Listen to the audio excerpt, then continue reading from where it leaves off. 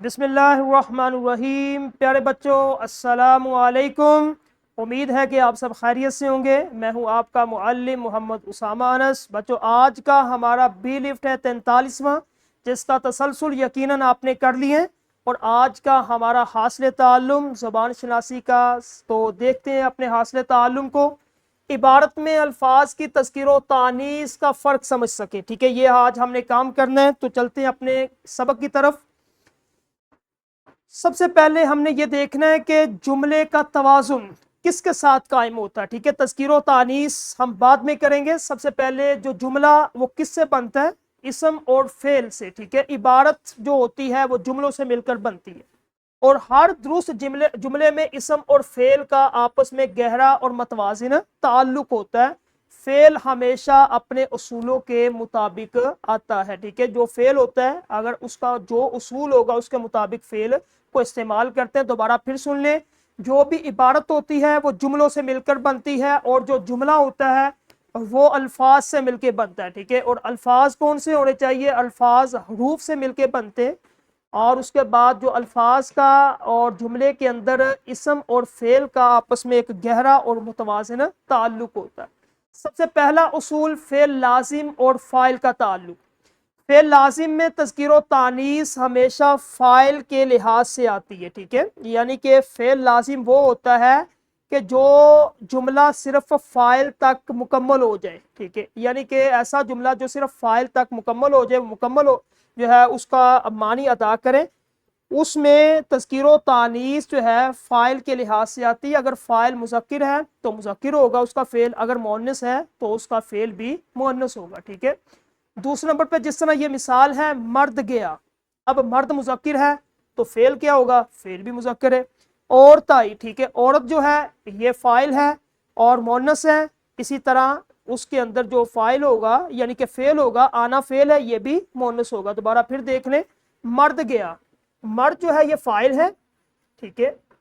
اب ہم نے اصول کیا پڑھا پچھلی سلائیڈ میں کہ تذکیر و تانیث ہمیشہ فاعل کے لحاظ سے آئے گی، ٹھیک ہے۔ اب فاعل اس میں کیا ہے؟ فاعل جو ہے یہ مذکر ہے، تو اس میں جو فعل ہوگا جانا، یہ فعل ہے تو یہ کیا آئے گا؟ یہ بھی مذکر آئے گا۔ اسی طرح عورت جو ہے یہ فاعل ہے، ٹھیک ہے، تو فاعل جو ہے عورت یہ کیا ہے؟ مؤنث ہے عورت، اسی طرح اس کا جو فعل ہوگا وہ بھی مؤنث آئے گا۔ اسی طرح آپ نے مثالیں کرنی ہے، جس طرح یہ دیکھیں، اگر جملے میں دو جاندار اسم ایک مؤنث اور ایک مذکر کو ایک ساتھ لائے تو اس صورت میں فعل کی تذکیر و تانیث مذکر کے لحاظ سے آئے گی۔ اب تیسرا نقطہ آپ نے یہ خیال کرنا ہے کہ اگر جملے کے اندر دو جاندار ہیں، دو جاندار، ایک مرد ہے ایک عورت ہے، ٹھیک ہے، یہ دونوں جاندار ہیں۔ اب ان میں سے ایک مذکر ہے، مرد مذکر ہے، اور عورت کیا ہے؟ یہ مؤنث ہے، ٹھیک ہے۔ اب اس میں ہم فعل کو کس طرح لے کے آئیں گے؟ تو فعل کی تذکیر و تانیث مذکر کے لحاظ سے آئے گی، مذکر کے لحاظ سے فعل کی تذکیر و تانیث آئے گی، ٹھیک ہے۔ یعنی کہ ایک جملے کے اندر اگر مذکر مؤنث یعنی کہ دو چیزیں، تو فعل کی تذکیر و تانیث جو ہوگی وہ مذکر یعنی کہ ساتھ آئے گی۔ جس طرح یہ دیکھیں، ایک مثال کے ساتھ آپ کو سمجھاتا ہوں۔ جب گھر میں میاں بی بی آئے تو کھانا پکا، ٹھیک ہے۔ جب گھر میں میاں بی بی آئے، اب میاں مذکر ہے اور بی بی کیا ہے؟ مؤنث ہے، تو ہم نے کیا کلیہ پڑھا تھا کہ مذکر کے مطابق آئے گا، ٹھیک ہے۔ تو کھانا پکا، ٹھیک ہے، کھانا پکا یہ مذکر کے مطابق۔ ماں باپ خوش تھے، ماں مؤنث ہے با مذکر ہے، ٹھیک ہے، تو کیا آئے گا؟ فعل کس کے مطابق آئے گا؟ فعل آئے گا مذکر کے مطابق، ٹھیک ہے، تھے۔ اسی طرح لونڈی غلام تو اپنے مالک کی خدمت کرتے ہیں، لونڈی کیا ہے؟ مؤنث ہے، غلام مذکر ہے۔ تو ہم نے کلیہ قانون اصول کیا پڑھا تھا کہ فعل ہمیشہ جب ایک ہی یعنی کہ جاندار اس میں تذکیر و تانیث ہو، مذکر مؤنث ہو، تو کس کے مطابق آئے گا فعل؟ فعل آئے گا مذکر کے مطابق، ٹھیک ہے۔ اسی طرح دوسرا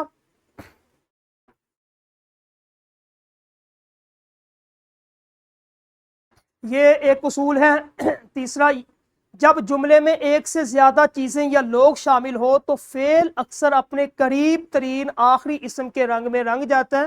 جس طرح یہ دیکھیں، اگر یعنی کہ زیادہ اسم ہے، زیادہ بڑا جملہ ہے، تو اس میں جو قریبی ہوگا نا اسم اس کے مطابق اگر مذکر ہوگا تو مذکر کے مطابق، اگر مؤنث ہوگا تو فعل بھی مؤنث ہوگا، ٹھیک ہے۔ اگر زیرو جانداروں کے درمیان حروف عطف، اور حروف عطف کون سے ہوتے ہیں؟ اور واو، اس طرح، یا پھر اس میں عدد تعداد پہلا دوسرا تیسرا چوتھا آ جائے تو تذکیر و تانیث اسم آخر یعنی کہ جو اس کے آس پاس بالکل قریب ہوگا اس لحاظ سے پھر اس کی تذکیر و تانیث۔ جس طرح یہ ایک مثال دیکھیں، مثال میں آپ کو پتہ چلے گا ایک لڑکا اور ایک لڑکی پیدا ہوئی۔ اب لڑکا جو ہے یہ مذکر ہے اور لڑکی مؤنث ہے، ٹھیک ہے۔ ہم نے کیا اصول پڑھا تھا کہ جو فعل ہوگا یعنی کہ اگر ایک جملے کے اندر تعداد کے لحاظ سے یہ عدد ہے، اب اس میں ایک اور ایک یہ زیادہ اور اس کے بعد حروف عطف اور بھی آ گیا، اب اس کے اندر ہم نے کس طرح پہچان کریں گے؟ جو بالکل اس کے پاس ہوگا، پاس کیا ہے؟ جملے کے پاس جو لڑکی ہے، لڑکی کیا ہے؟ یہ مؤنث ہے، ٹھیک ہے۔ تو ہوئی یہ بھی فعل اس کا مؤنث ہوگا، ٹھیک ہے، کیونکہ آخری اسم لڑکی مؤنث ہے اس لیے قریب ترین ہونے کی وجہ سے فعل بھی مؤنث ہوگا۔ تیسری صورت کیا ہے؟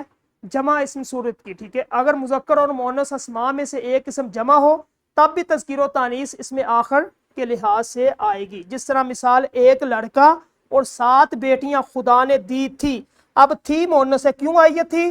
کیونکہ ہم نے اس کے ساتھ بالکل اس کے پاس دیکھا ہے، پاس کیا تھا؟ جو اسم تھا وہ 7 بیٹیاں تھی، بیٹیاں کیا ہے؟ مؤنث ہے، تو ہم نے فعل بھی کون سا لے کے آئے؟ مؤنث، ٹھیک ہے۔ یہ تو تھا جاندار۔ اب جو ہے غیر ذی روح، بے جان، اگر اسم غیر ذی روح بے جان ہے تو تذکیر و تانیث ہمیشہ اسم آخر کے لحاظ سے آئے گی۔